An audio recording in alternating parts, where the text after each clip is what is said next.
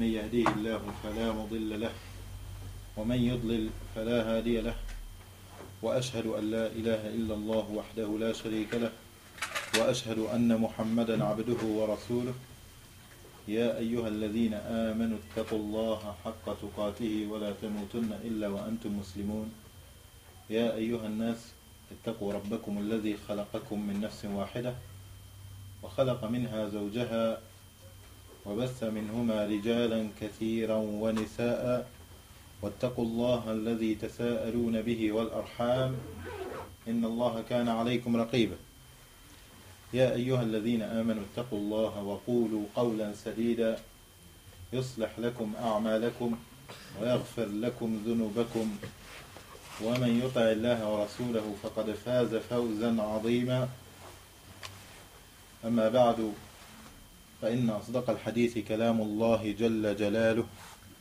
وخير الهدى هدى محمد صلى الله عليه وعلى آله وسلم وشر الأمور محدثاتها وكل محدثة بدعة وكل بدعة ضلالة وكل ضلالة في النار. أما بعد فما زلنا في شرح الحديث وتبسيط مفاهيمه واستنباط الحكم والأحكام منه بإذن الله عز وجل، وهو الحديث الذي هو ضمن مجموعة أحاديث ما رواه همام بن منبه عن أبي هريرة رضي الله عنه، وهو ما اشتهر عند العلماء بالصحيفة الصادقة. فقال الإمام أحمد رحمه الله تعالى: حدثنا عبد الرزاق بن همام عن معمر قال حدثنا معمر عن همام بن منبه قال: هذا ما حدثنا به أبو هريرة عن رسول الله صلى الله عليه وعلى آله وسلم. وذكر من الأحاديث قوله عليه الصلاة والسلام: كل سلامة من الناس عليه صدقة، كل يوم تطلع الشمس. قال: تعدل بين الاثنين صدقة، وتعين الرجل على دابته تحمله عليها أو ترفع له متاعه عليها صدقة. وقال: الكلمة الطيبة صدقة. وقال: كل خطوة يمشيها إلى الصلاة صدقة، وتميط الأذى عن الطريق صدقة. وقلنا بأن هذا الحديث رواه البخاري ومسلم رحمهما الله تعالى في صحيحيهما، ورواه غيرهما من أهل العلم، أو غيرهم مع الإمام أحمد غيرهم من أهل العلم في مصنفاتهم وفي مساندهم وفي جوامعهم. إذن أين توقفنا في الحديث الماضي؟ يعني الدرس الماضي أين توقفنا؟ مراجعة. يلا يا أخي تفضل. توقفنا لما قال صلى الله عليه وسلم كان يتكلم عن الشمس. نعم، ذكر الشمس. نعم. عندك الحديث أمامك؟ لا. طيب، فصدقت، يعني ذكرنا توقفنا عند الشمس حينما قال عليه الصلاة والسلام: كل يوم تطلع فيه الشمس أو تطلع الشمس. ماذا ذكرنا في هذا المقطع هذا؟ ماذا ذكرنا من الفوائد؟ يلا، من يذكرنا يا إخوان؟ ذكرونا. Qu'est-ce qu'on avait dit concernant cette partie-là du hadith? C'est la dernière partie. Selon le frère, c'est la dernière partie où on s'était arrêté la dernière fois. Alors, qu'est-ce qu'on avait dit la dernière fois sur le soleil? Concernant la partie qui cite le soleil, naam. Ça ne concernait pas le soleil, que le hadith de Nabi sallallahu qui a cité quand il va se lever à l'ouest. Voilà. On avait dit que le Nabi sallallahu alayhi wa sallam, il a dit dans ce hadith que chaque jour où le soleil se lève,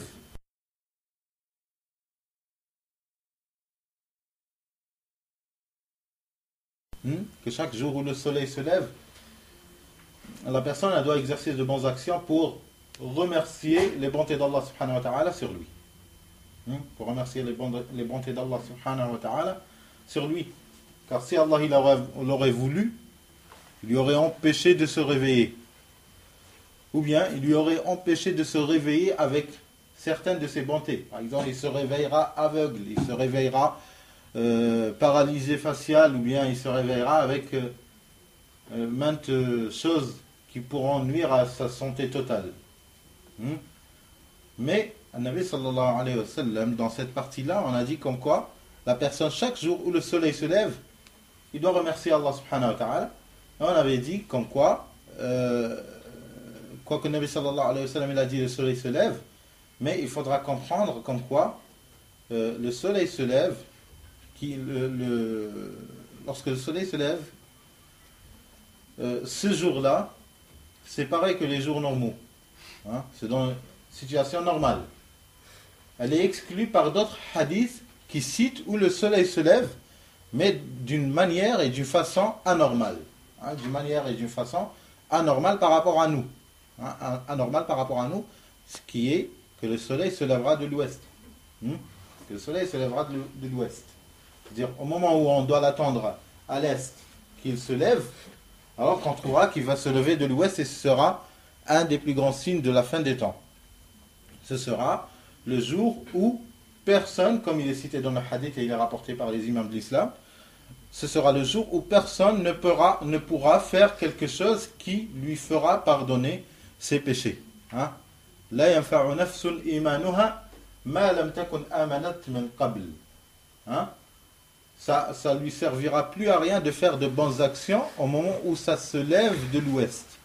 Alors on a su que ce jour-là, c'est-à-dire au moment où le soleil se lève de l'ouest, il n'est pas y compris dans le hadith. Alors il ne faut pas, d'ici on prend une conclusion que les hadiths et les versets, il ne faut pas les expliquer en ayant lu un hadith, on essaiera de retirer des conclusions de ce hadith-là. Parce qu'une personne, par exemple, imaginez une personne qui n'a pas su comme quoi ça existera parmi les grands signes de la fin des temps, c'est que le soleil se lèvera par l'ouest. Il viendra et il dira, si la personne voit ce miracle-là, il essaiera de faire de bonnes actions, car Allah subhanahu wa ta'ala, peut-être avec de simples petites actions, peut-être il te pardonnera tout le restant de ce qui est passé plus tôt, ce qui est passé de péché et tu as commis dans toute ta vie.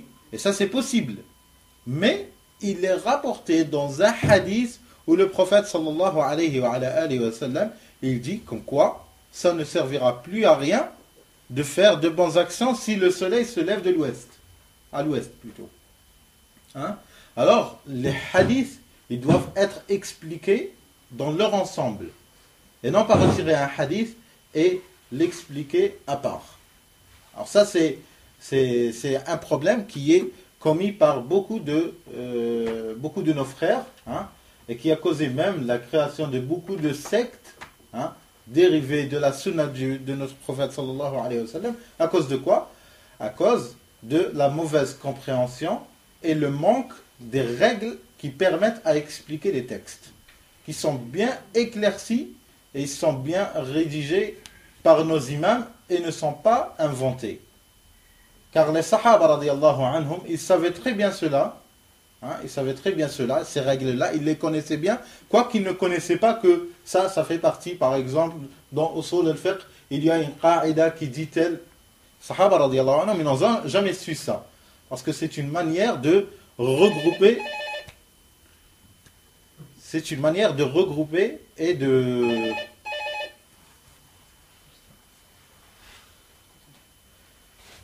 C'est une manière de regrouper les sciences qui sont déjà connues et que le prophète sallallahu alayhi wa sallam a cité, que Allah subhanahu wa ta'ala a cité dans le Coran, mais ils ne sont pas rédigés de la manière claire qu'on trouve de nos jours.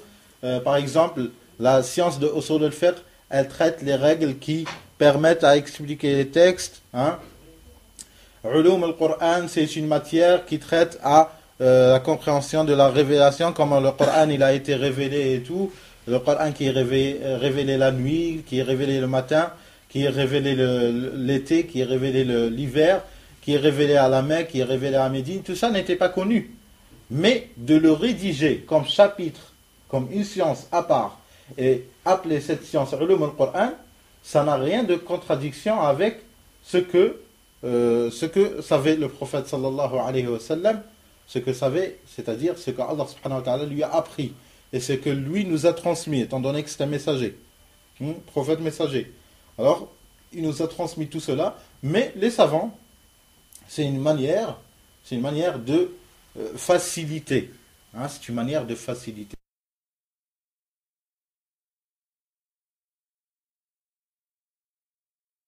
La science. Et faciliter d'acquérir la science. Par exemple, les hadiths n'étaient pas connus. Par exemple, Sahih al-Bukhari, bien sûr. Il n'était pas connu à l'époque des Sahaba, radiyallahu anhum, étant donné que le Bukhari est venu 200 ans après. Mais, les Sahaba, radiyallahu anhum, il y en avait même certains qui ne voyaient pas la permission d'écrire par ordre du prophète sallallahu alayhi wa sallam. Par ordre du prophète sallallahu alayhi wa sallam.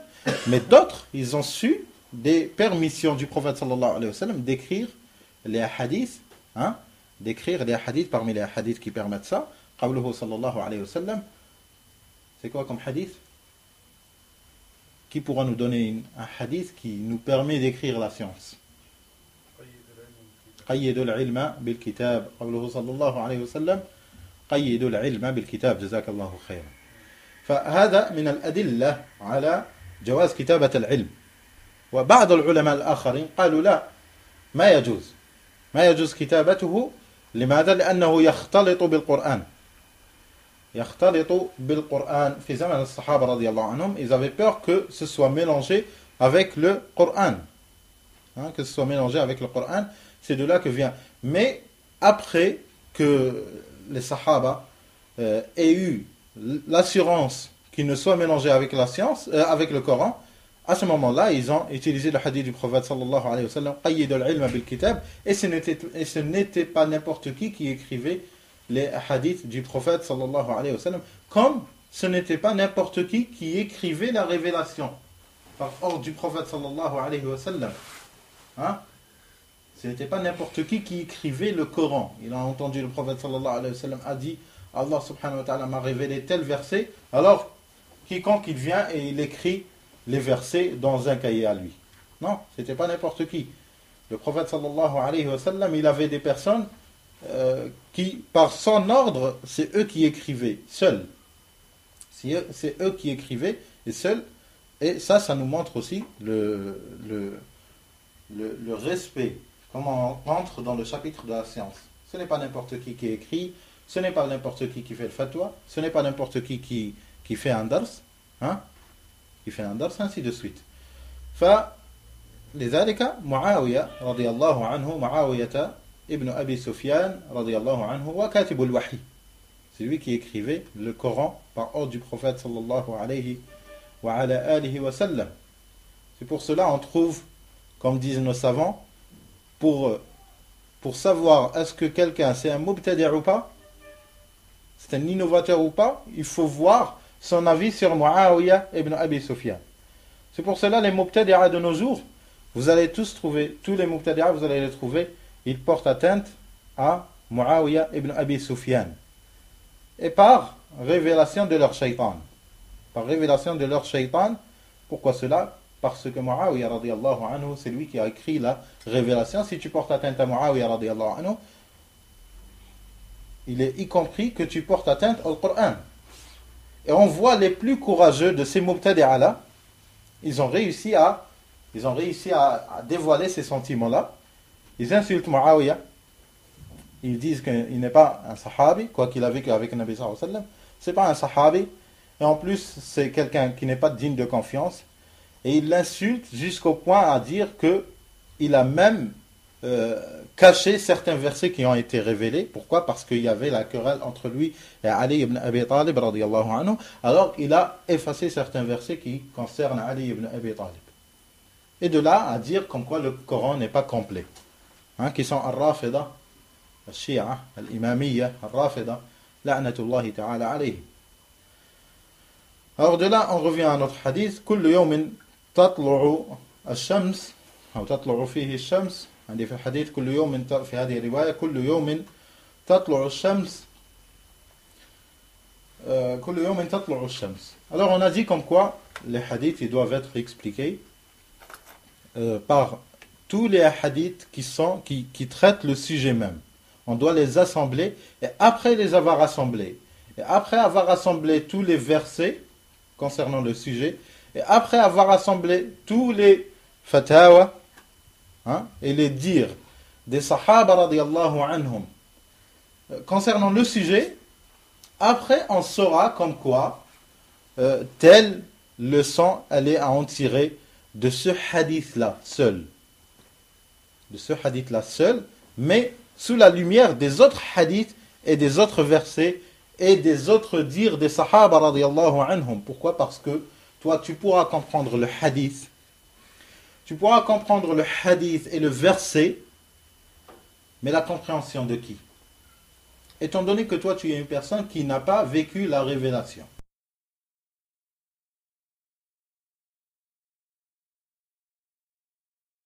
Et c'est très important de contacter une personne qui a vécu la révélation parce qu'il sait les circonstances. Quand est-ce que ce verset-là a été révélé et quand est-ce que ce hadith-là il a été dit par le prophète sallallahu alayhi wa sallam.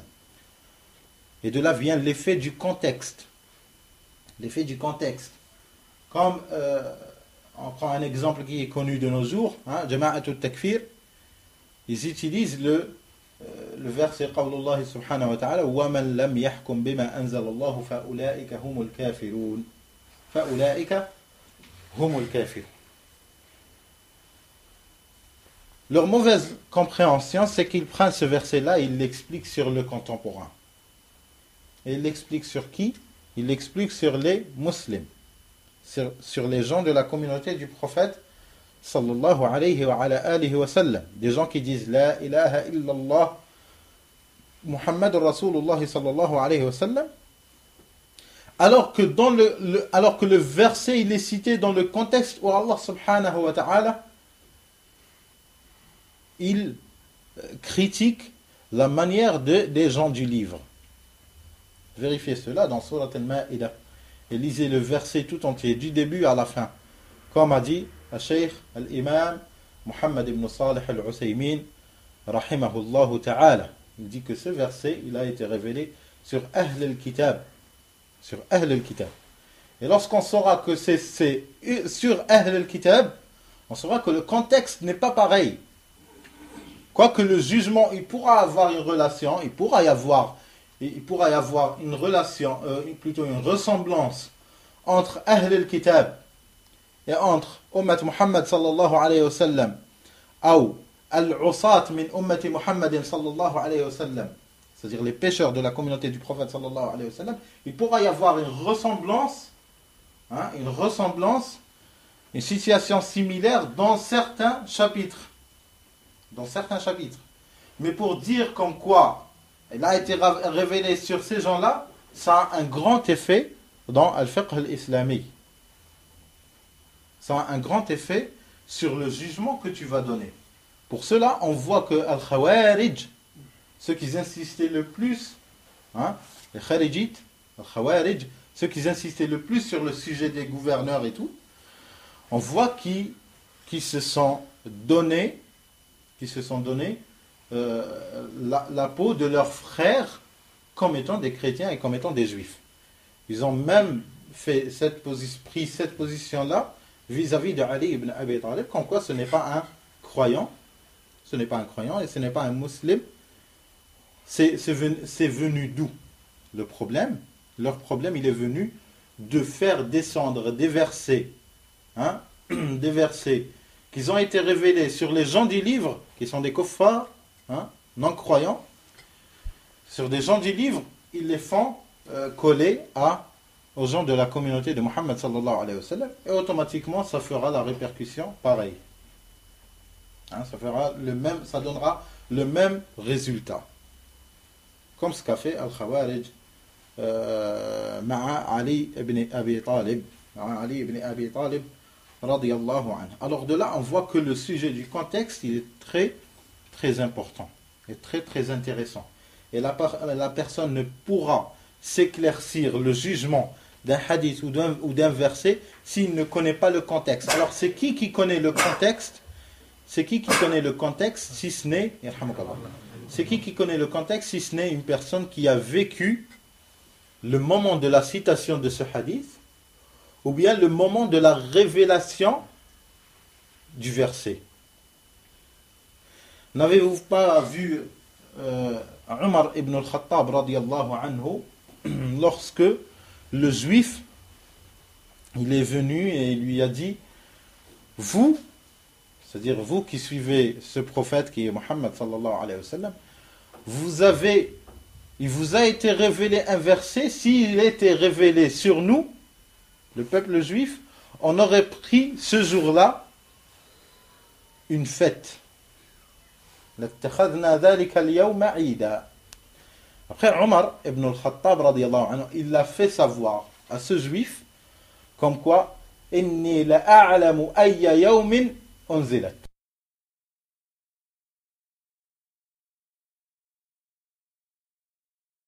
Il a dit je sais quel jour ce verset a été révélé et je sais dans quelles circonstances il a été révélé. Alors Omar ibn al-Khattab, c'est de là ça donne un aperçu de son savoir qui est un savoir si puissant, masha'Allah la quwwata illa billah. De son savoir et de sa science, c'est qu'il savait les circonstances. Et il savait le moment quand est-ce que le hadith il a été dit ou bien quand est-ce que le verset a été révélé. Ali ibn Abi Talib radiyallahu anhu, Ali ibn Abi Talib radiyallahu anhu, wala naqul karramallahu wajha. On ne dit pas karramallahu wajha. Ali ibn Abi Talib, on ne dit pas karramallahu wajha.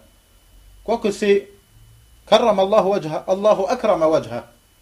Karramallahu subhanahu wa ta'ala wajha Ali ibn Abi Talib. Mais de le dire, ça fait partie des signes des Ahl al-Bid'ah. Pourquoi vous trouvez dans certains livres Ali ibn Abi Talib karramallahu wajha? Ça c'est une formule à ne pas dire. À moins que vous dites ça pour Ali ibn Abi Talib, pour Abu Bakr as-Siddiq, pour Omar ibn al-Khattab, pour Uthman ibn Affan, pour Muawiyah ibn Abi Sufyan, pour Aisha radiyallahu anha. Après, les Mubtadi'a, qu'est-ce qu'ils disent? Ils disent non, on dit ça pour Ali ibn Abi Talib. Pourquoi cela? Parce que Ali ibn Abi Talib ne s'est jamais prosterné à une idole. On leur dit à Aisha radiyallahu anha, quand est-ce qu'elle s'est prosternée pour une idole? Et d'autres sahaba, beaucoup de sahaba radiyallahu anhu, quand est-ce qu'ils se sont prosternés pour des idoles? Abdullah ibn Umar radiyallahu anhu, quand est-ce qu'il s'est prosterné pour une idole? Aïna huwa ad-dalil. Mais ils ne veulent pas dire ça et ils essayent de vous endormir en disant ça. Sinon, vous leur dites, Aisha radiyallahu anha, on lui dit aussi alors karramallahu wajhaha. En tous les cas, en fin de compte, c'est permis de dire à tous les sahaba radiyallahu anhum, on leur dit karramallahu wajhahum. Mais on leur dit tous radiyallahu anhum comme Allah subhanahu wa ta'ala a dit. والسابقون الأولون من المهاجرين والأنصار والذين اتبعوا بإحسان رضي الله عنهم ورضوا عنه. Et comme c'est cité aussi dans Surat al-Bayyina, رضي الله عنهم ورضوا عنه. Alors, ashab radiyallahu anhum karram Allah wajhah. On a dit Ali ibn Abi Talib radiyallahu anhu, une fois il est rentré au masjid. Il a trouvé quelqu'un qadi. Qadi yaqdi bayna an-nas. Quelqu'un il prenait le jugement. Il jugeait entre les gens. Toi tu as raison, toi tu n'as pas raison, toi tu as raison, toi tu n'as pas raison. Marra alayhi Ali ibn Abi Talib, où il lui a dit Ata'rifu an-nasikha min al-mansukh? Connais-tu l'abrogeant de l'abrogé? C'est-à-dire, saurais-tu distinguer l'abrogeant de l'abrogé? Oui, il lui a dit non. Il lui a dit tu t'es égaré et tu égares. Tu t'es égaré et tu égares. C'est-à-dire tu égares les gens. Ça aussi, c'est un point à respecter. Tout ça, c'est traité dans la science des fondements de la législation islamique, qui s'appelle Ilm Usul al-Fiqh. Ilm Usul al-Fiqh, c'est une science très importante. La personne ne pourra accéder à la bonne compréhension des textes, ou bien même des dires des savants. Certains frères prennent à la légère d'aller demander une fatwa. Il va demander une fatwa à un cheikh. En Arabie Saoudite, il demande au cheikh, ya cheikh, j'ai telle circonstance, voilà ce qui m'est arrivé, qu'est-ce que je dois faire? Le cheikh, il lui dit, il t'est obligé de faire cela. C'est bon, ça c'est une fatwa claire et nette, il n'y a pas de problème. Mais après, le frère, il vient, il raconte cette fatwa et tout, à quelqu'un qui demande une situation, le frère, il croit que c'est une situation similaire. C'est-à-dire, c'est une situation pareille. Il lui dit, moi ça m'est arrivé comme ça, et j'ai demandé à Cheikh, il m'a dit, tu dois faire ça. Alors il lui colle une fatwa. Ça c'est très dangereux. C'est très dangereux parce que le Cheikh, lorsqu'il te fait la fatwa, il te fait la fatwa selon ce qu'il a écouté de toi. Des fois même, selon ce qu'il a écouté de toi, et selon toi-même.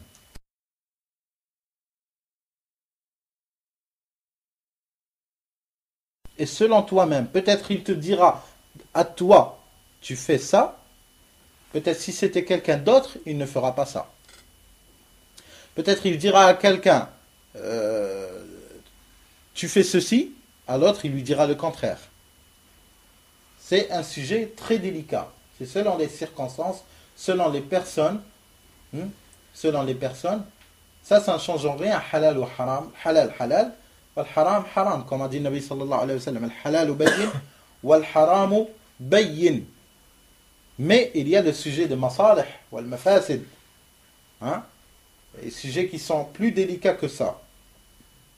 D'où l'intérêt de poser des questions aux savants. Ils seront distingués. Alors, n'essaie pas de prendre une fatwa, et après tu la colles à quelqu'un d'autre. Tu pourras prendre une fatwa qui a déjà été dite, et tu la proposes à un savant, tu lui dis, moi j'ai telle situation, il m'est arrivé, et j'ai trouvé une fatwa de Cheikh tel, j'ai trouvé sa fatwa, est-ce qu'elle est c'est-à-dire possible pour mon cas? C'est à lui de te dire si elle est possible ou pas. Ou bien s'il y a une différence. De ce sujet-là aussi vient le problème de certains frères qui prennent des fatawa d'Ibn Taymiyyah rahimahullah ta'ala. Ils prennent des fatawa d'Ibn Taymiyyah rahimahullah. Et avec manque de science, ils croient que la situation elle est pareille et ils collent à leur vécu. Ils collent une fatwa qui date de 700 ans, 800 ans. Ils la prennent et ils la collent à leur vécu, et ça y est, et ils croient qu'ils sont bien guidés. On pourra trouver ça chez Khawarij de notre époque. Chez les Khawarij de notre époque, on pourra trouver ça. Ils prennent fatwa d'Ibn Taymiyyah sur les Tartares, fatwa Tatar. Ils prennent cette fatwa et ils la collent. Ils disent, regardez notre gouverneur, qu'est-ce qu'il nous fait? Il nous fait ça, il nous fait ça. Regardez, la législation n'est pas pareille. Alors, c'est-à-dire, ils sont pareils qu'eux. Tac, il prend la fatwa, il la colle. Alors, on doit faire le-hijra de ce pays et on doit les cataloguer comme quoi c'est des kuffars. Parce que Ibn Taymiyyah et les Tatars, ils faisaient bien l'islam, certains d'eux faisaient salat et tout, mais malgré ça, Ibn Taymiyyah il a dit que c'est des kuffars, ou bien Ibn Qayyim, ou bien Ibn Kathir, rahimahumullah ta'ala, ils ont dit tel et tel et tel. Sans être au courant de tous les détails. Alors que c'est une fatwa concernant non pas seulement le fiqh, mais le fiqh le plus épineux, et le plus pointu qui est fiqh al-siyasati al-shar'iyya, la politique islamique, fiqh al-siyasati al-shar'iyya, ils viennent et ils le collent. Quelqu'un qui l'a trouvé dans le Bidaya ou le Nihaya d'Ibn Kathir, ou bien il l'a trouvé dans Majmu' al-Fatawa, il vient, il trouve ces passages-là, oh, subhanallah, on dirait qu'il parle de notre époque. Il vient et il le colle, et ça y est. Tout fait, bien fait, et le catalogue du jour au lendemain, il ne parlera plus à son voisin qui est policier, ou bien il ne dira plus salam alaikum à son copain. Pourquoi? Parce que c'est un avocat, ou bien parce que c'est un magistrat. Ça, c'est l'ignorance qui nous a mené à ce qu'on vit de nos jours. Hein? Enfin, c'est très important. La connaissance des textes, on avait bien dit, la connaissance des textes, c'est bien, mais ce n'est pas complet. C'est pour cela que le Nabi sallallahu alayhi wa sallam يقول رب حامل فقه ليس بفقيه. رب حامل فقه. Vous trouvez des gens qui portent de la science, quoi qu'ils ne sont pas scientifiques, quoi qu'ils ne sont pas savants. La conception de beaucoup de gens, c'est que le savant, c'est celui qui a de la science. Mais c'est affirmé faux par le prophète sallallahu alayhi wa sallam, qu'on preuve ce hadith-là. Où il dit, Nabi sallallahu alayhi wa sallam, Rabba hamili fiqhin. Quelqu'un, vous trouvez même des personnes qui portent de la science, quoi qu'ils ne sont pas savants. Alors ça laisse à méditer sur ceux qui disent qu'en quoi leur définition du savant, c'est celui qui a la science. Non, le Nabi sallallahu alayhi wa sallam, il dit contrairement à ça. Il dit même, le Nabi sallallahu alayhi wa sallam, il dit même que celui qui est savant, il pourra être celui qui a le moins de science. Comment cela? C'est-à-dire moins de science du côté de l'argumentation. Il ne connaît pas un hadith.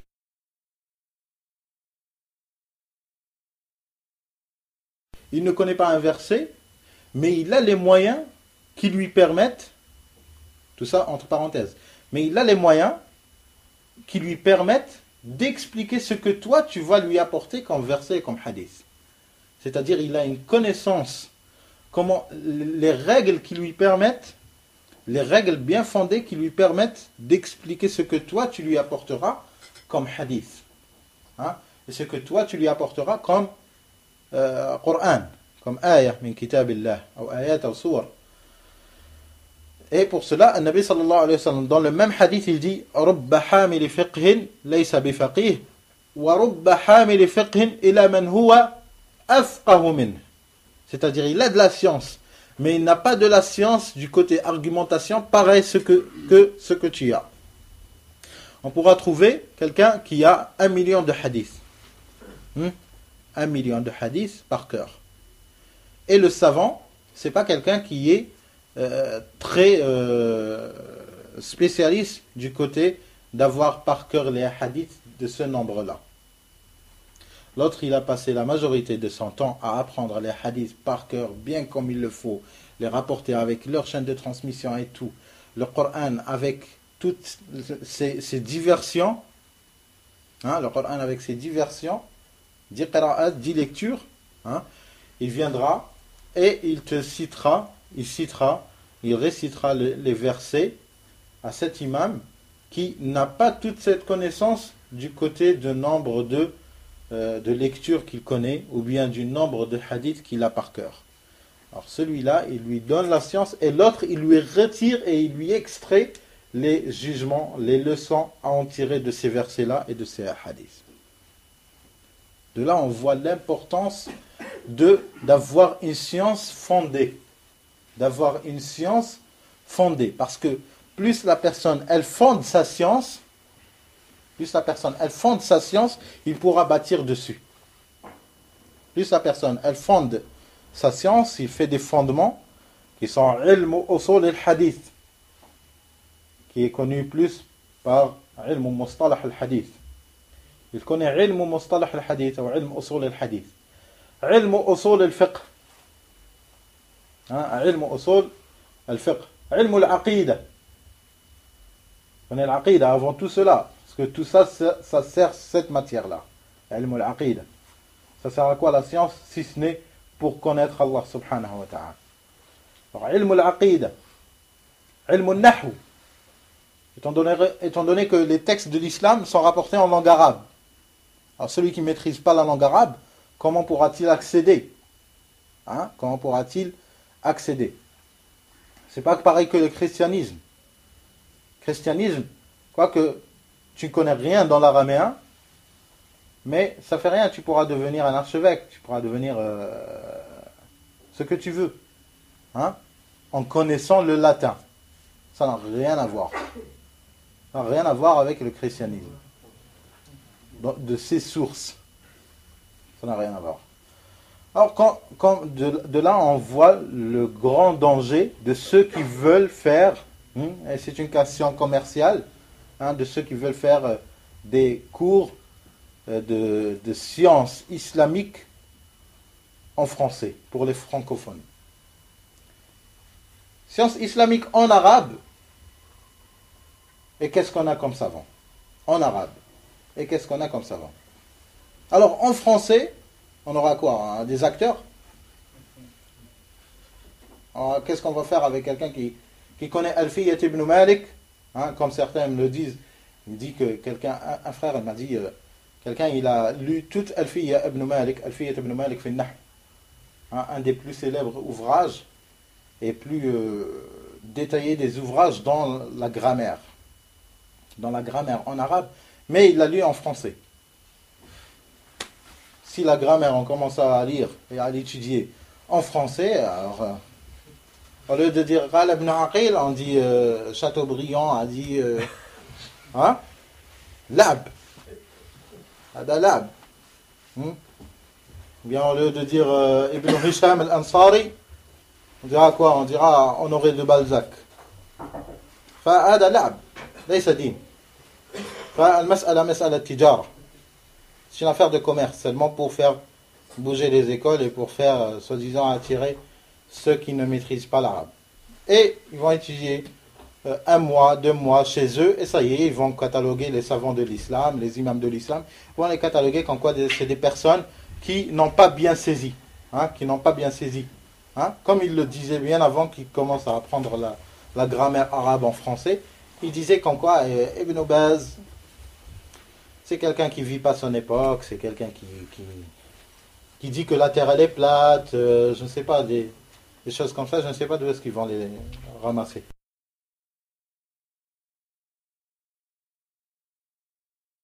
Alors, de là vient l'importance de comprendre les textes. Tout cela, c'était retiré de cette partie du hadith, Kullu yawmin tatlu'u shams. On avait dit comme quoi ce n'est pas tous les jours où le soleil se lève, tu pourras faire de bonnes actions. Il y a un seul jour qui ne te servira plus à rien d'essayer de faire de bonnes actions, le jour où le soleil se lèvera de l'ouest. Par le hadith du prophète sallallahu alayhi wa sallam, qui exclut cette situation, c'est-à-dire le lever du soleil de l'ouest, qu'il exclut de cette généralité qui est expliquée dans ce hadith-là. Kullu yawmin tatlu'u shams. Qala ta'dilu bayna al-ithnayn. تعدل بين الاثنين صدقة. الإمام النووي رحمه الله تعالى, lorsqu'il a rapporté le hadith dans Riyad al-Salihin, c'est un livre qui est trop négligé, trop négligé par les frères et les sœurs. C'est un livre qui est trop négligé par les frères et les sœurs. Riyad al-Salihin. Pourquoi cela? Il y a des causes, mais qui ne sont pas bien, qui ne sont pas des causes permises. Pareil comme cause, c'est que Jama'at al-Tabligh, il se base trop sur ce livre-là. C'est-à-dire, ni les frères et les sœurs ne se sont donné ce livre-là et extraire les perles qui se trouvent, ni Jama'at al-Tabligh, ils l'ont bien travaillé. Jama'at al-Tabligh, qu'est-ce qu'ils vont faire? Ils vont prendre ce livre-là, ils vont lire entre des hadiths, ils rentrent par là, ils sortent par là, et ça y est. L'essentiel, c'est qu'ils ont fait ta'lim wa ta'allum du jour. Ils ont fait un hadith, 2 hadiths, 10 hadiths. Qu'est-ce qu'ils ont appris? On voit leur salat, ils lisent les hadiths sur la salat. Leur salat, elle n'est pas bien. Je ne dirais pas qu'elle est fausse. Elle n'est pas bien pratiquée selon la sunna du prophète sallallahu alayhi wa sallam. Peut-être ils lisent des hadiths qui les orientent vers la droiture dans la manière de faire da'wa ila Allah, et eux ils font le contraire. Fa hujjatun laka aw alayk. C'est une preuve, cette science-là, c'est une preuve, soit pour toi, soit contre toi. Mais bien sûr, on ne va pas leur demander de nous expliquer Riyad al-Salihin, non. Déjà, ils le lisent ça nous met mal à l'aise. Alors, de l'expliquer, c'est pas la peine.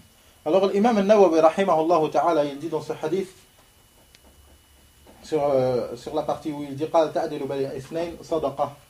c'est-à-dire tu sois juste entre deux personnes, tu instaures la justice entre deux personnes.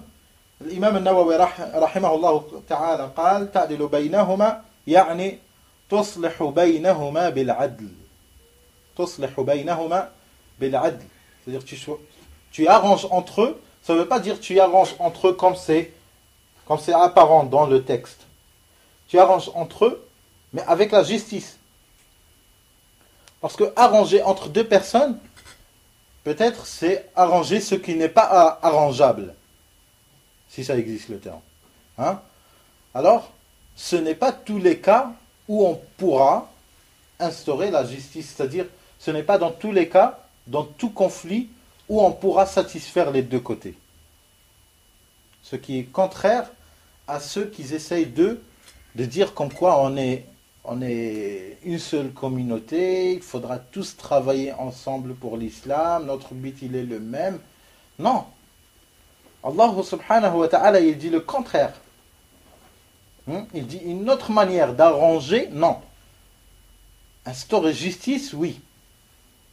Et comme preuve du Coran, qawlullah subhanahu wa ta'ala وَإِن طَائِفَتَانِ مِنَ الْمُؤْمِنِينَ اقْتَتَلُوا فَأَصْلِحُوا بَيْنَهُمَا فَإِنْ بَغَتْ إِحْدَاهُمَا عَلَى الْأُخْرَى فَقَاتِلُوا الَّتِي تَبْغِي حَتَّى تَفِيءَ إِلَى أَمْرِ اللَّهِ حَتَّى تَفِيءَ إِلَى أَمْرِ اللَّهِ لَيْسَ حَتَّى تَفِيءَ إِلَى مَا يُرْضِي الْجَمِيعِ.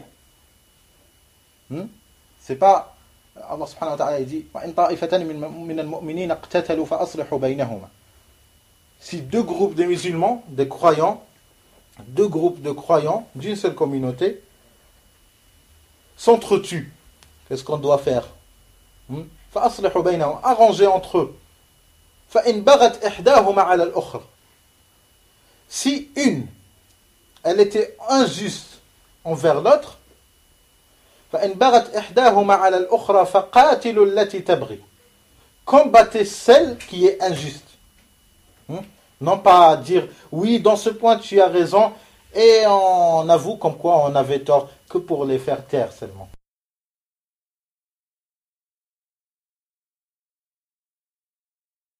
Non. Parce que le mal existera toujours. Tu n'auras rien arrangé. Comme un enfant. Un enfant, tu essaies de le faire taire parce qu'il pleure. Un enfant, il veut un jouet. Ou bien il est 22 heures, il voudra jouer. Il a envie de jouer. Alors il commence à pleurer. Qu'est-ce que tu vas lui dire? Certaines mères ou bien certains pères, ça dépend. Des fois la mère elle est plus stricte et des fois le père il est plus strict. Et le contraire. Le conjoint c'est le contraire. Soit la femme, soit l'homme. Des fois le père il vient et il dit laisse-le jouer que pour le faire taire seulement. Il croit bien faire, mais c'est pour gagner seulement le silence de quelques instants.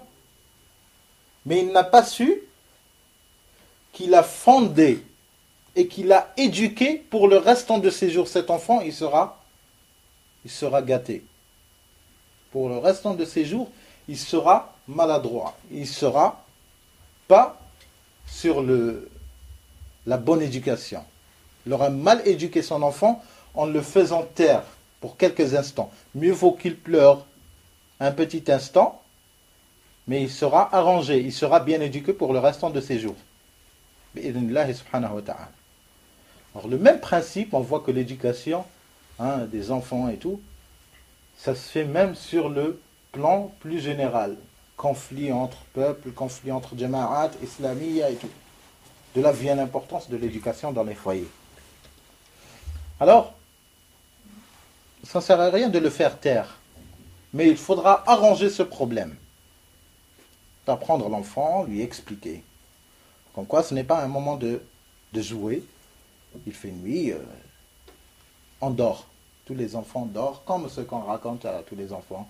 Tous les enfants dorment, tu éteins la lumière, tu lui montres que c'est la nuit. Alors tu lui expliques qu'en quoi c'est la nuit, pour qu'il dort.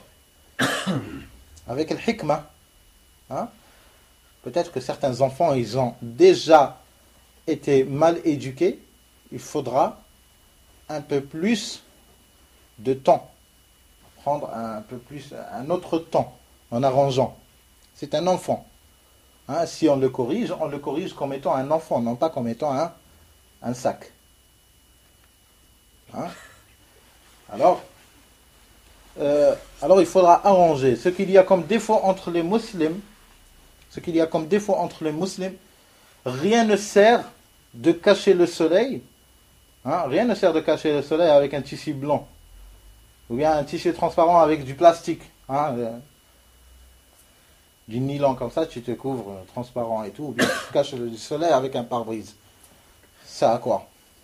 Même si c'est fumé et tout. Hein? Ça sert à quoi?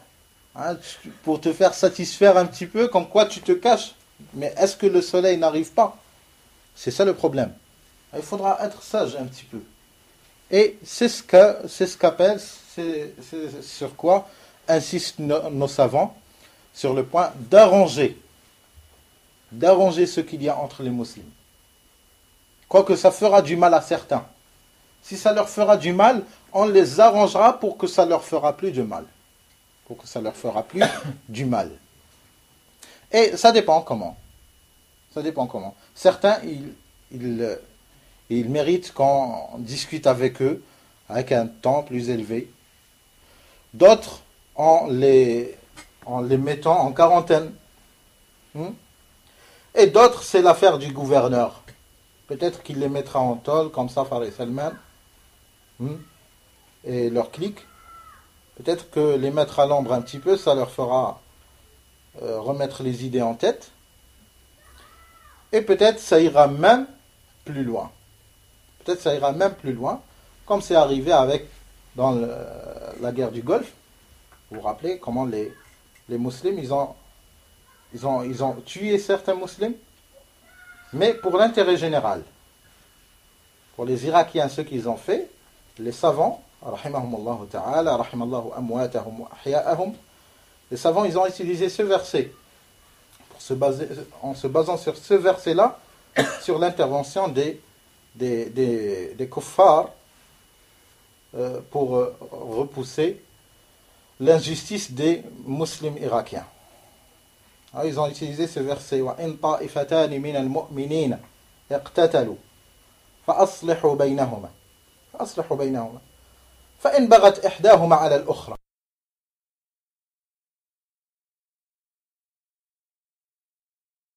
Tu vas dire à Saddam Hussein, tu vas lui dire faudra que tu sois gentil et tu sors.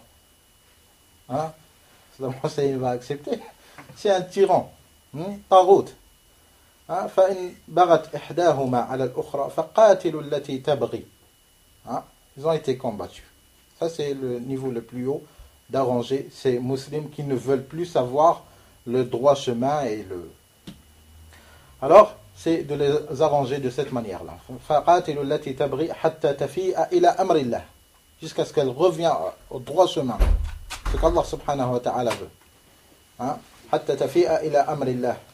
فإن بغت إحداهما على الأخرى فقاتلوا التي تبغي حتى تفيء إلى أمر الله. فهذا هو العدل. يعني arranger entre deux personnes, essayez d'arranger. Si c'est une question qui ne touche pas à injustice, essaye d'arranger. Tu dis bon, toi tu te tais, ça fait rien, tu es gentil et tout. Tu connais l'autre et il ne peut pas patienter et tout. Il faudra être patient avec lui, c'est tout.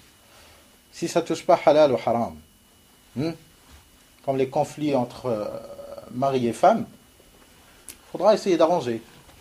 Donc on reviendra bi'idhnillah dans d'autres occasions sur les conflits entre mari et femme, mais il faudra arranger. Comment tu arranges? L'homme il est patient, on dit comme quoi l'homme il est plus posé, plus raisonnable que la femme. Alors montrez les preuves. Dans des épreuves comme ça.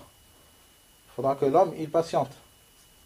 Certains, ils disent, oui, mais ma femme, elle m'insulte et tout. Après, c'est ton problème à toi, tu te l'as fait au début. Comment tu t'es marié avec une femme qui ose insulter son mari? Bon, les dégâts sont faits. Mais maintenant, tu assois, tu acceptes, elle t'insulte, tu te tais, tu répliques pas. Après, assurance. Et tu vas voir que c'est elle qui va venir si tu lui dis que, comme quoi c'est vrai, j'avais tort et tout. Seulement pour la faire taire. Et alhamdoulilah, beaucoup de conflits comme ça, où je conseille aux frères de se taire et de laisser la femme, si ce n'est pas dans son habitude, elle passe par une période et tout, elle est injuste, elle ne veut pas avouer comme quoi elle avait tort, que le frère se taise. Qui se taise, qui se calme, lui c'est un homme, il peut résister. Elle c'est une femme. Elle c'est une femme, et malheureusement on est arrivé à des situations où c'est les femmes qui des fois elles résistent plus que l'homme. Wallahu al-musta'an, ça c'est un problème d'éducation. Ça c'est un problème d'éducation. Ta femme t'a insulté, et après? Elle t'a insulté, après elle te demandera pardon, il n'y a plus de problème. Tu garderas ta femme, tu garderas tes enfants. Tu garderas ta femme, tu garderas tes enfants.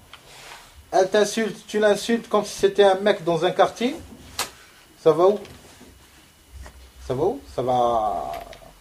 Ça va exploser. Et ça a explosé plusieurs fois. Des couples qui ne durent pas une semaine. Des couples qui ne durent pas une semaine. Et la majorité, ils ne se connaissent pas. La majorité, ils ne se connaissent pas trop bien et tout. On ne va pas leur dire non, il faudra... Vous avez fait la faute de vous être mariés sans que vous vous connaissiez. Certains, ils disent ça. A'udhu billah. A'udhu billah. Tu vas vivre avec elle et après tu la connaîtras. Parce que tu sauras comme quoi c'est ton âme sœur. Engagez-vous au mariage. Allah al-musta'an, c'est quoi ça? Les chrétiens, ils ont honte de dire ça. Hacha les chrétiens de dire ça. On se dit hacha les chrétiens. Les chrétiens, ils ne disent pas ça. Al-Ikhwan al-Muflisin, c'est possible. Ils disent ça. Wallahu al-musta'an. Wallahu al-musta'an, Wallahu al-musta'an. Tu ne l'as pas rencontré au Bourget, tu vas au Bourget, tu la rencontres. Et tu verras d'ici jusqu'au Bourget prochain. Si tu vois que c'est en maktoub, et en plus ils collent ça, ils essayent d'islamiser le ma'asiyah. Si tu vois que c'est en maktoub et tout, bismillah, engage-toi. Engage-toi quoi?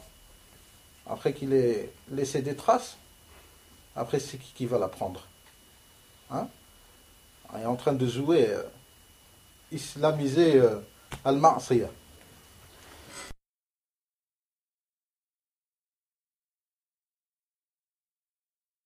Et certains, ils essaient de l'islamiser en disant c'est al-maslaha. Al-maslaha ya akhi. المصلحة ما تتزوج يعني نحن نعيش في عصر ونعيش في زمن في حكمة لابد الإنسان أن يكون حكيم ويعاشر هذه الفتاة كما يدي القرضاوي قرض الله شفتيه. Qu'est-ce qu'il dit? Il dit moi j'ai un fils, il est à l'université, il a des copines, le canard, il a des copines. Et on espère, on espère qu'Allah subhanahu wa ta'ala fera comme quoi son jour viendra où il rencontrera la femme de ses rêves et tout. Rencontrera. Tu l'aurais bien voulu pour ta fille. Il vient et il dit mon fils il est en train de voir la fille de Qardawi. Peut-être qu'elle va lui plaire et tout. Elle lui plaira pourquoi? Qu'est-ce qu'il va en faire?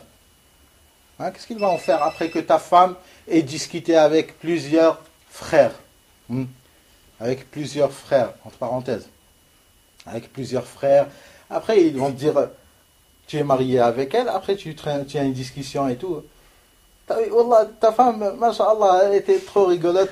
Elle est très rigolote, wallah, comment elle nous racontait des blagues. Et l'autre, il rigole. Ouais, masha'Allah, elle me raconte toujours des blagues. Allah al-musta'an, c'est quoi ça? C'est quoi ce délire? C'est quoi ce délire? Ay akhlaq hadi. Ayu akhlaq. Quel adab? Quel adab il y a? Il n'y a pas d'adab, ça y est. Ce qu'on voit chez le kuffar, il existe déjà. Il existe déjà chez le musulman. Et comme ils ont dit, il faudra qu'on ait, dans chaque domaine, il faudra qu'on ait des représentants. Les musulmans représentants dans le domaine-là. Et j'ai peur. J'ai peur qu'il viendra le jour où on aura, comme ils ont dit à Cat Stevens, hein, Yusuf Islam, hein, l'ancien chanteur Cat Stevens, l'anglais. Hein, il s'est converti, après, il a entendu, certains frères l'ont contacté et tout, ils lui ont dit, voilà mon frère, dans l'islam, il faudra savoir que la musique, les instruments et tout ça c'est haram. روى البخاري رحمه الله في صحيحه قال الله سبحانه وتعالى في القرآن الكريم والصحابة رضي الله عنهم فسروا القرآن كذا وكذا. Après ils l'ont convaincu, il a arrêté la musique. Après un khabith, Fahmi Houaidi, الضال المضل, il est parti le voir en Angleterre, il l'a rencontré, il lui a dit tu fais toujours de la musique? Il lui a dit non, j'ai arrêté parce que je me suis converti et j'ai su que c'était haram et tout. Il a dit comment ça tu as arrêté? Et nous on attendait avec impatience qu'on ait quelqu'un sur le niveau international qui nous représentera dans cet art. Non, il ne faut pas arrêter, il ne faut pas arrêter, il faut l'énergie que tu as fait dans le haram, il faudra la faire toujours, mais dans le halal. Regardez comment il est. Cat Stevens, toujours. Sauf que ces chansons, elles sont pour les kuffars, ni elles sont acceptées par les kuffars, ni par les musulmans. Ni elles sont acceptées par les kuffars, ni par les musulmans. Quelle da'wa ila Allah, quelle da'wa. Quelle da'wa ila Allah, comme a dit Cheikh Muqbil, vous allez faire peur à Israël avec la dernière tube qui va sortir. La dernière cassette que vous allez faire sortir sur l'anashid, elle va faire peur à Israël.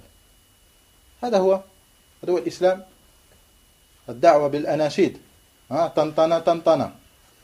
واليهود يصلون في حائط المبكى والنصارى يصلون والمسلمون هكذا أناشيد.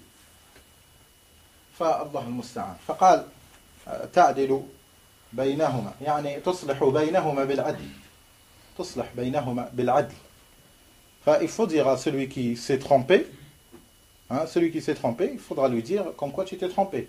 Mais peut-être ce sera de la hikmah de ne pas lui dire sur le champ. De ne pas lui dire sur le champ que tu t'es trompé. Et ce sera peut-être de la hikmah de ne pas arranger sur le champ entre deux personnes. Faire connaître le plus raisonnable d'entre eux, lui faire connaître comme quoi il faudra patienter. Patiente. Ne réponds pas, ne fais pas. Vous vous rappelez le hadith مروى الإمام الحاكم في المستدرك صححه شيخنا في الصحيح المسند مما ليس في الصحيحين أن النبي صلى الله عليه وسلم تساب عنده رجلان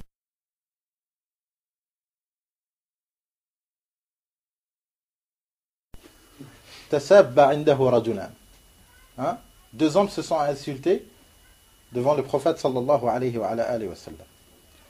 Un il insultait l'autre, l'autre il insultait l'autre, jusqu'à ce que, et le prophète sallallahu alayhi wa sallam assis devant eux.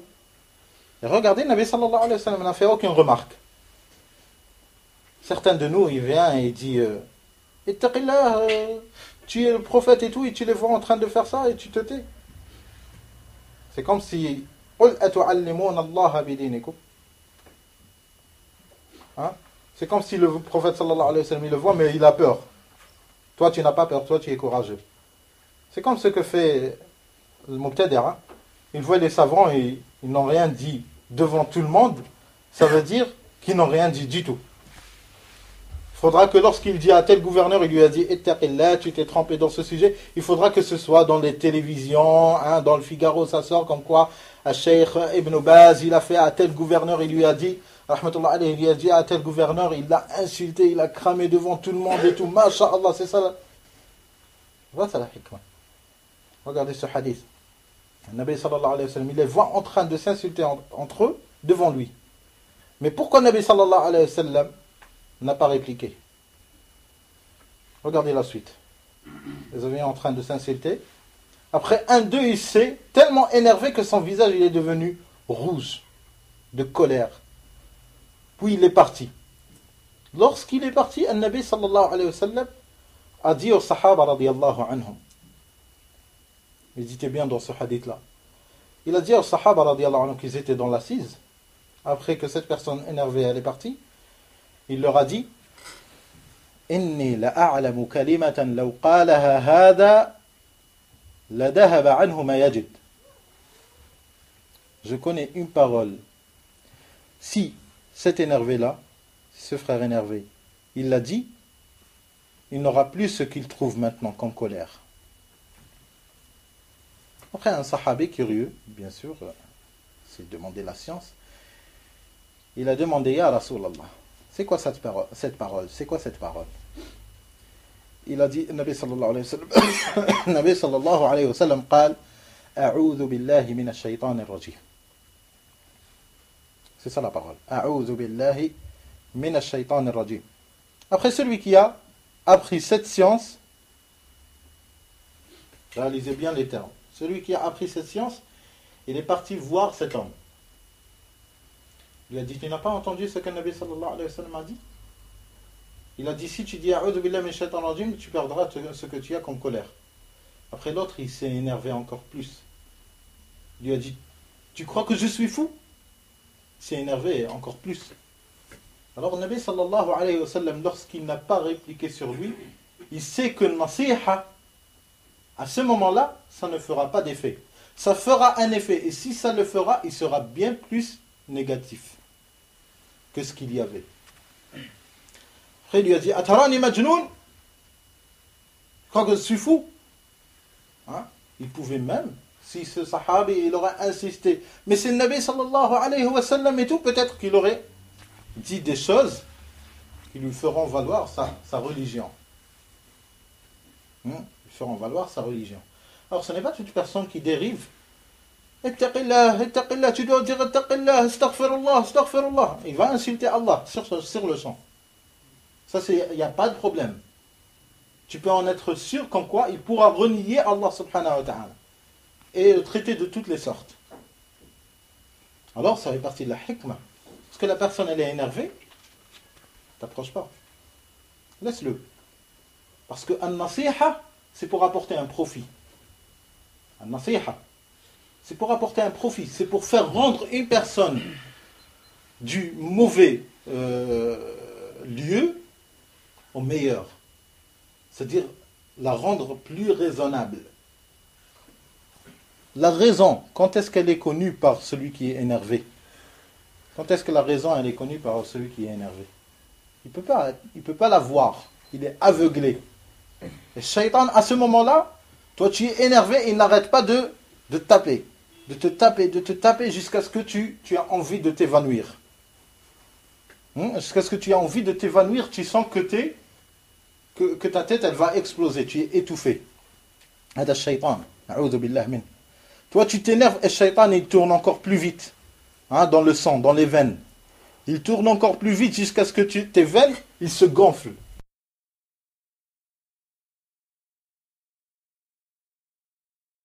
Tout ça c'est des signes. C'est pour ça Nabi sallallahu alayhi wa sallam il a dit celui qui s'énerve, qu'il s'assoit. Il est debout, qu'il s'assoit. S'il est assis, qu'il s'allonge. Ou bien qu'il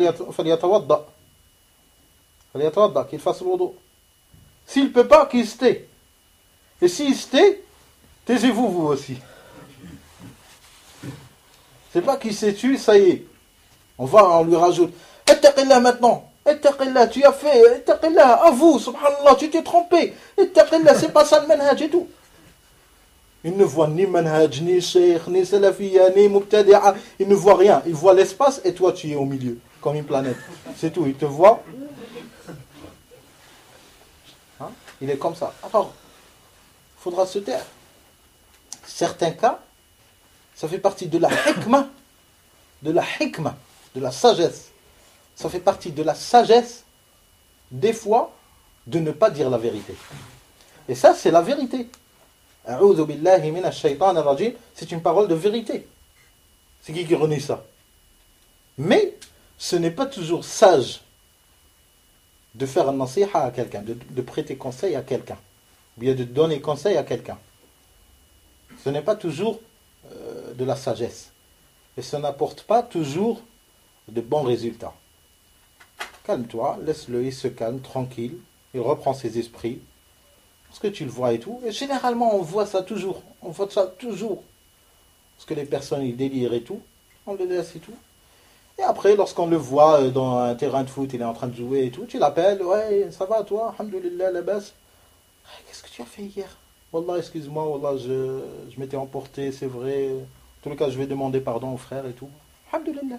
C'est ça. L'essentiel, c'est que cette personne, elle avoue comme quoi elle avait tort. Et lorsqu'il avoue, ça c'est comme s'il a lapidé le diable. Ça c'est comme s'il a lapidé le diable. Wal'iyadu billah. Alors, le Nabi sallallahu alayhi wa sallam قال تعدل بين الاثنين صدقة. صدقة. Alors tu mérites. C'est un acte méritoire. Si tu apportes de mauvais résultats, ce n'est pas un acte méritoire. Méritoire, mais tu mérites quoi? Tu mérites des péchés, wallahu al-musta'an.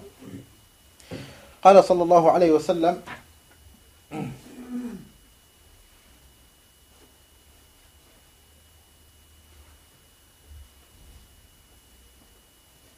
قال صلى الله عليه وسلم بعد هذا وتعين الرجل على دابته تحمله عليها وتعين الرجل على دابته تحمله عليها.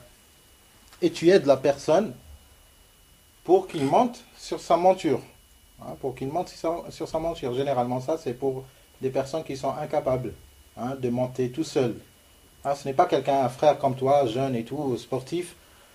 Tu viens et tu essayes de le porter pour le mettre dans sa BMW. Tu vas te montrer ridicule comme ça. Ce n'est pas des hadiths qui vont être compris comme ça. Alors, comme certaines compréhensions, c'est de savoir par exemple, comme quoi, si vous marchez, deux personnes marchent ensemble, après ils sont séparés par un arbre, ils disent Assalamu alaikum. Ils redisent Assalamu alaikum. Ça fait partie de la sunna. Mais ça ne fait pas partie de la sunna d'appliquer exprès. C'est-à-dire, tu as un trottoir qui est vide, il n'y a pas d'arbre, tu choisis l'autre que pour avoir le hasanat. Et vous savez, lorsqu'il y a des arbres dans les trottoirs et tout, vous pouvez trouver, je ne sais pas, 15, 20, 50, 100. Tu marches dans les Champs-Élysées. Tu marches. Salam alaikum. Salam alaikum. Salam. Lorsque tu leur fais la remarque, ils te disent Subhanallah, c'est sunnah. C'est sunnah. Non, c'est pas sunnah. Ça c'est jahl. Ça c'est jahl. C'est guignol. Parce que Sahaba radiyallahu anhu, le Nabi sallallahu alayhi wa sallam, lorsqu'il a dit ce hadith-là, il n'a pas dit, genre, c'est pareil, la même compréhension de ceux qui prennent le mushaf, bid'a. Bid'a de ceux qui prennent le mushaf, ils prennent le mushaf et ils cherchent tous les versets là où il y a sujoud al-tilawa.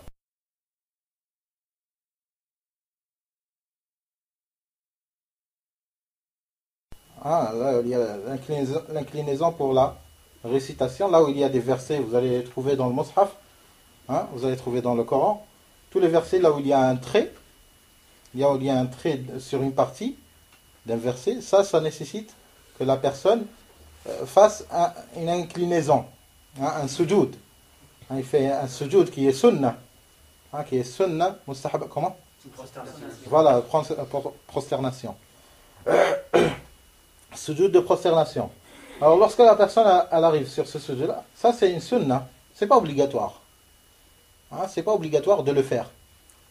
Mais si tu le fais, tu mérites une récompense et Shaitan, tu lui feras beaucoup de mal. Comme il est cité dans le hadith.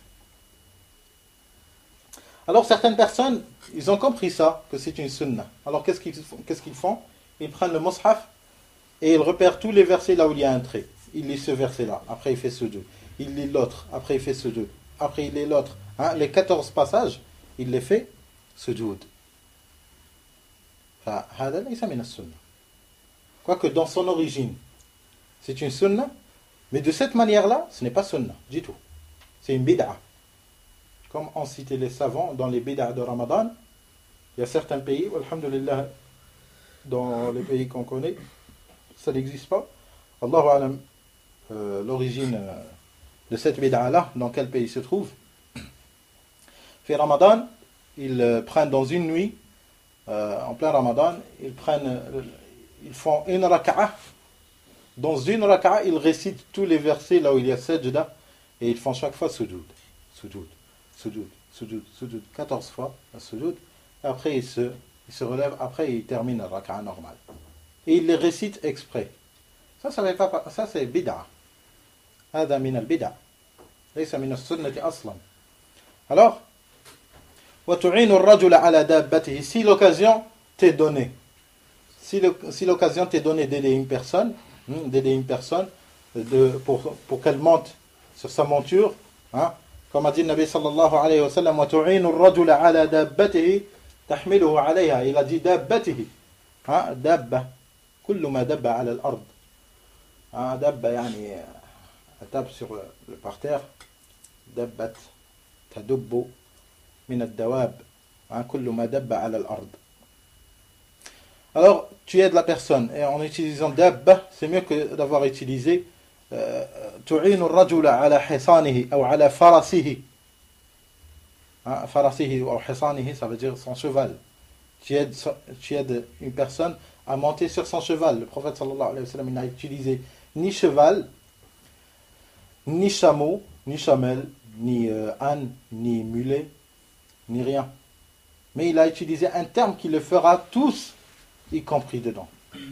Un terme plus général qui englobe toutes choses que tu monteras dessus et qui te servira à traverser des distances. Qui te servira à traverser des distances par terre. En utilisant ce terme-là, dabba, ça fera impliquer même les voitures, le bus, tout ce qui roule ou bien tout ce qui marche par terre, il sera y compris dans ce terme-là. Tu le porteras s'il voudra que tu le portes, ou bien tu vois la nécessité que tu le portes. Il pourra être jeune, il pourra être plus jeune que toi, mais il pourra être malade, il pourra être blessé, ou bien il pourra être dans l'incapacité, il n'est jamais monté sur cette monture-là. Par exemple, je sais pas, il a acheté un cheval, il est descendu, il a après seulement une fois monté dessus, il ne pourra plus remonter, alors tu l'aideras. تحمله عليها وتعين الرجل على دابته تحمله عليها أو ترفع له متاعه عليها صدقة أو ترفع له متاعه عليها صدقة. Ou bien tu lui portes ses bagages. Ou bien tu lui portes ses bagages sur sa monture, sur sa voiture, sur son bus, sur sa chamelle, sur son chameau, sur son cheval. Tu l'aides. Si tu ne pourras pas l'aider lui-même, essaye de faire un minimum. Et ça, c'est un signe de Rasulullah sallallahu alayhi wa sallam. C'est un signe, genre comme s'il voulait nous dire, insistez pour que vous fassiez des bonnes actions. Regardez comment il a cité la personne en elle-même. Après, il a dit, sinon, aidez-la à mettre dessus ses bagages. Aidez-la à mettre dessus ses bagages. C'est comme s'il disait, essayez d'aider par le minimum. Par le minimum. Au moins quelque chose. Au moins quelque chose, tu l'aideras avec quelque chose en la mettant comme ça, ou bien à fermer la porte, ou bien à lui repasser les laisses de sa chamelle ou bien de son cheval et tout.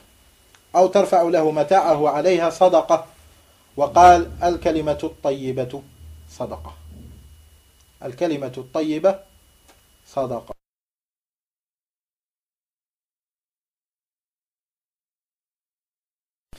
الكلمة الطيبة, ça c'est comme ce qu'on avait dit au début du hadith.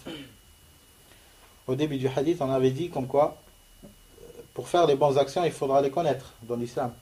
Qu'est-ce qui est bonne action de mauvaise action? Comme les paroles, il faudra connaître la différence entre les bonnes actions dans l'islam, les bonnes paroles dans l'islam, des mauvaises, pour éviter les mauvaises et pour ne dire que les bonnes. Al-kalimatu tayyibatu sadaqa. Et comme c'est une sadaqa, la bonne parole, comme la bonne parole, elle est une sadaqa, la mauvaise parole, elle est le contraire. Comme la bonne parole, elle est une sadaqa, tu mérites des hasanat, des récompenses et tout. La mauvaise parole, tu mériteras les péchés. Tu commettras des péchés en la faisant, ou en la disant. Tu commettras des péchés. Alors, al-kalimatu tayyibatu sadaqa. Et si la personne, elle sait elle ne sait pas quoi dire. Ça, il lui est pas obligé qu'il participe dans des bonnes actions. Si la personne, elle sait qu'elle est maladroite, que ce soit dans les actes ou que ce soit dans les paroles. Si elle sait qu'elle est maladroite, mieux vaut qu'elle s'abstienne à faire le mauvais, plutôt mieux vaut qu'elle s'abstienne à faire le bien que de ne tomber dans le mauvais. Parce qu'il ne sait pas, il est maladroit. Mieux vaut que tu te taises, mieux vaut que tu te taises, que de faire des bêtises ou bien de n'importe quoi. Hein? Plusieurs personnes, ils essayent de participer dans le bien et tout. Voilà qu'il dit des choses, il croit bien faire, alors que il voit tous les frères en train de parler et tout, de din et tout, masha'Allah et tout. Ah, il aime l'ambiance et tout, alors il veut participer. Et il dit, oh wallah, c'est vrai, c'est pareil que le Mawlid al-Nabawi, on se sent, masha'Allah. Hein? Alors que cette personne-là, c'est pas obligé qu'il parle. Peut-être qu'il y a des personnes plus ignorantes qui vont avaler ce qu'il a dit. Alors, pour cela, le Nabi sallallahu alayhi wa sallam, dans le même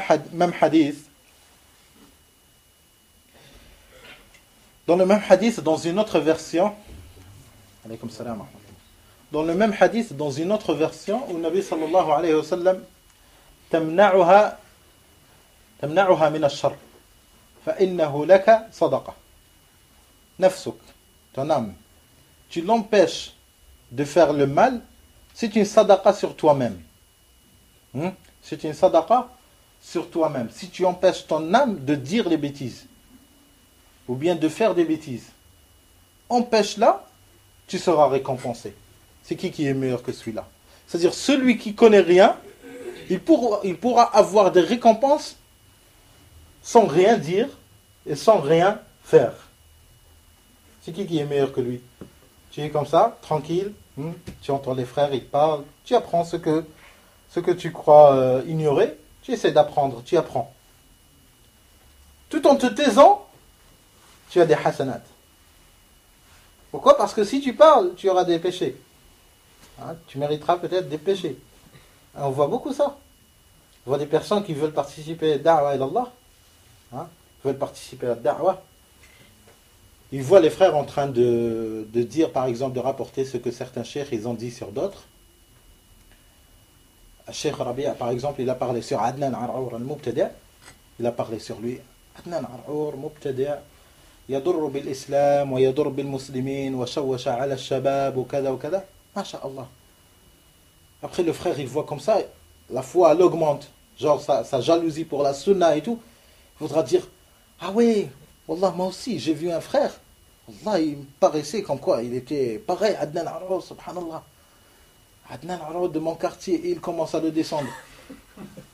Après, il commence à le descendre. Et il croit qu'en descendant des frères, il sera montré comme quoi c'est un jaloux pour la sunna.